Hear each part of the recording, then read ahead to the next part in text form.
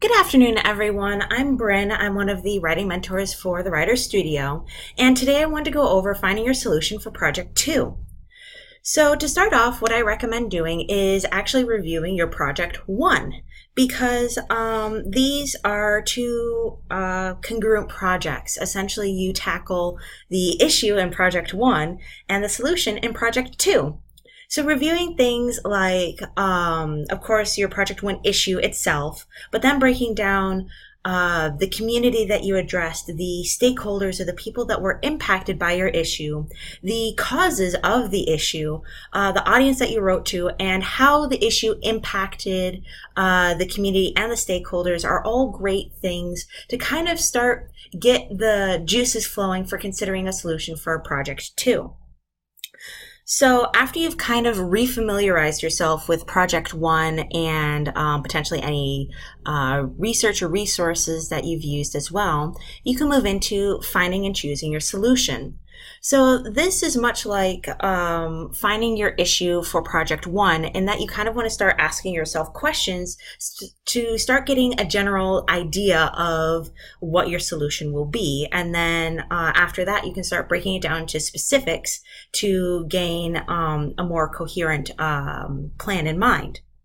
So things like asking what would impact or change this issue? What can be put in place or what can be implemented to have a positive impact on the issue that you have addressed? Who can make this happen? So who are the powers that need to be contacted to start to see this solution being implemented?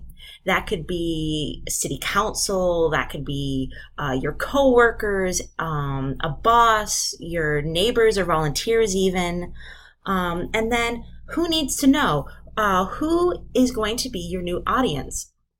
Who do you need to tell about the solution to start seeing it implemented? So again, that can be if you need to write a formal letter to a superior or a newsletter to inform your local community. And then from there, you can also consider your lasting impacts. It's good not to just consider a short-term solution to the issue, but rather think about something that could be implemented and maintained for the long term. What would be a genuine solution to fix the issue that you have already proven to be something to be aware of from Project 1? So buzzwords like local, specific, attainable are all good things to kind of keep in mind as you're asking yourself these questions. And then you also want to consider your genre. Because since you are now talking about a solution, you may choose to write a letter to your boss, whereas before you went and wrote a newsletter to go out to your coworkers. So a shift in genre is not unexpected, but it is something that, like Project 1, you want to take into consideration. In Project 1, I used an example of inconsistent bulk trash pickup dates in my neighborhood as my issue.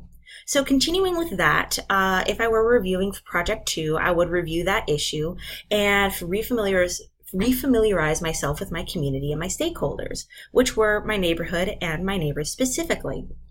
So because bulk trash pickup dates are impacting the aesthetic of the neighborhood and also contributing to continued waste, my solution would be a community-wide text alert for bulk trash pickup days. And so the people I would need to contact to implement this would be City Council, who would become my new audience. And since I would be writing to a government body, I choose to use a formal letter as my genre. So once you've kind of refamiliarized yourself with your issue and you've kind of got some ideas going for your solution, you would want to move into specifics. So this is like breaking down your issue from Project 1, where now that you've kind of have a rough idea, you want to reassess your solution and see, is this specific? Can you prove and support your solution to the audience? Because unlike Project 1, in Project 2, you are proving to the audience that this solution that you have isn't just something that exists, but is the best option available. So, with that in mind, you would want to ask yourself questions like, how will it work? What would actually need to go into implementing this solution? Is there data on this phenomenon? What kind of resources and primary and secondary sources can you pull in to help emphasize your point?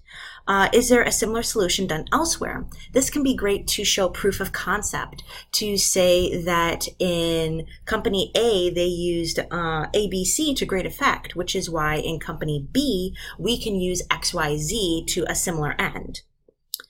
And so with specifics, you also want to, much like in Project 1, keep in mind the question, is this solution connected and executable within your community?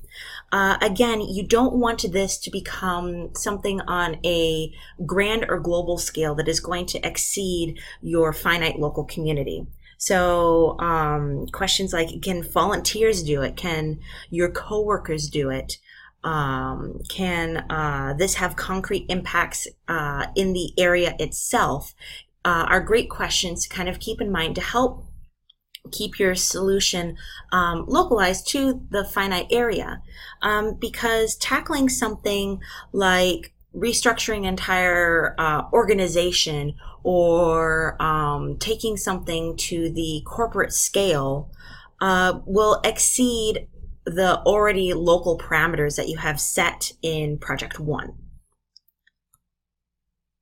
So continuing the example, knowing that my solution is a text alert to inform my neighborhood of bulk trash pickup, I can narrow that down to it being on the first of every month or 1 week prior to trash pickup day.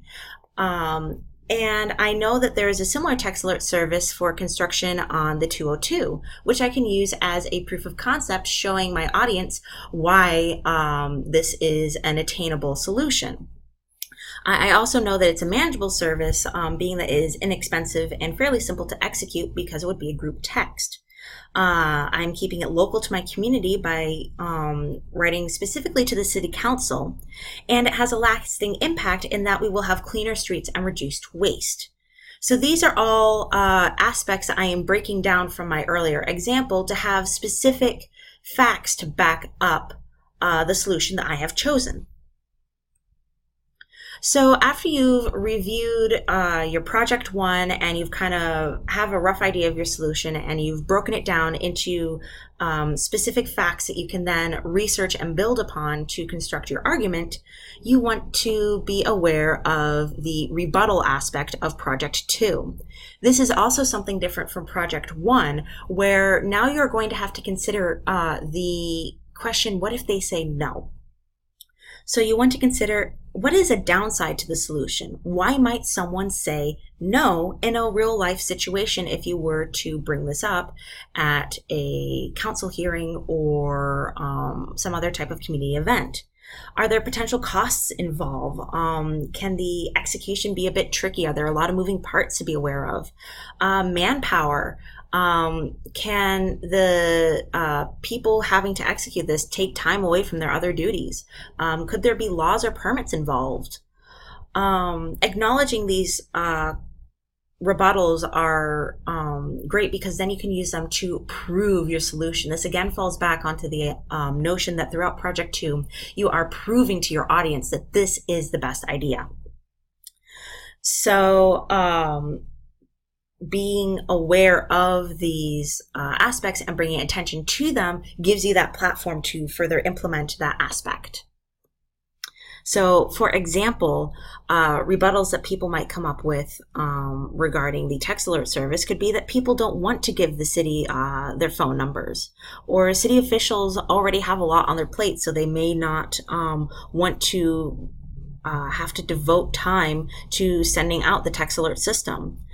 People may not want to keep their trash inside the house until trash pickup day, so then they may put their trash out on the curbs anyways. These are all perfectly logical rebuttals that I would then acknowledge and refute in a paragraph in my Project 2. So now that we've kind of gone over the specifics and the rebuttals to keep in mind for just continuing to strengthen the proof behind your Project 2 solution, I want to delve very briefly into the multimodal aspect, simply for the fact that sometimes students don't realize that they have such a close correlation between multimodal and the written aspect, as they really do. So the multimodal aspect is essentially going to be a PSA. And so you want to ask yourself, what is the PSA's purpose or call to action? Do you want to provide resources for your audience to go and further investigate the issue? Do you want to raise awareness about the issue? Or maybe do you want to even educate them on how your audience themselves can help contribute to the solution? What do you want to show them? But the thing to keep in mind is that your solution and the written genre for your Project 2 are not separate entities. Instead, you want to really use the PSA as an extension of your argument. It is another way to start getting your solution out there and to continue to impact your audience beyond what you write out in the written half of your project. And so keeping that in mind can really help inform the way that you want to approach the rhetorical aspects and the visual design and function of your multimodal project. For example, considering my solution, I would want my PSA to be very strong and clear. So I might use a scene like a sunny street with a huge trash heap that hides a house or a tree, along with a pithy line to draw attention to the matter, and a request that people call and email the city council regarding the text alert service. So this is where I can really start to use rhetorical strategies by providing the audience something that they are familiar with visually, as well as giving a local connection that they can use to start addressing the issue. And I can tie it together even more with my written aspect by mentioning the PSA in my formal letter and saying that I intend to use it as a means to inform the community not only about the issue, but as a way to start signing up for the text alert system.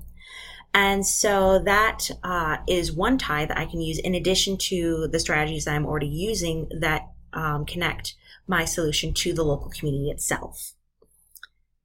So much like my video on the Project 1 issues, this is by no means a set in stone process. If you have your own way of breaking down your solution, that is fantastic. This is just one way that I find helpful, and I hope that you do as well. So thank you so much and have a great day.